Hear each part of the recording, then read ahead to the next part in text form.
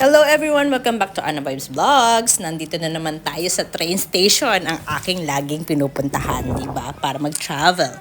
At ngayon, excited ako kasi sasakyan natin tong train na to, ang Vande Bharat.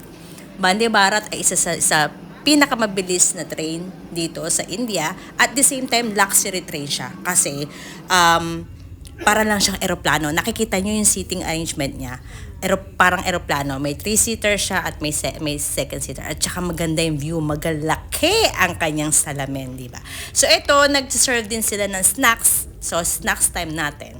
So, ayan, nag-serve sila ng masala chai, juice. Masala chai, bibigyan nila tayo na mamaya ng hot water. At ayan, may mga snacks sila. May popcorn at eto may bonda.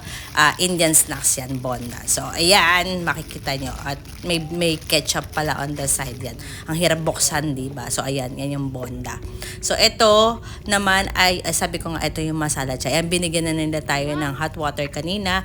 At ito naman ang ating pa-dinner. So kanina snacks at pa-dinner. So mabilisan na lang ang video natin. So ito yung dinner nila. Pure vegetarian pala itong train na to. Walang non-veg, okay? So kung kayo non-veg na tao, so this is not a place for you.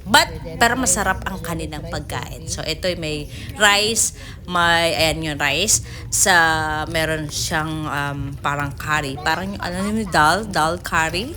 So ayan, pinubuksan natin. Yan, dal curry yan.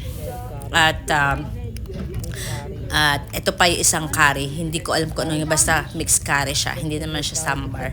Pero parang may carrot siya at kung ano-ano pa. So, ang hirap buksan, diba? So, pasensya na. Ayan siya. O, makikita niyo na. Tapos, merong, ayan, yan, ito, yung nabuksan ko, ito yung dal curry. So, ayun lang, ito na, pababa na tayo. Ayan pala, may malaking screen dyan namin nakikita yung kung ilang kilometer na lang o ilang minuto na lang kami bababa.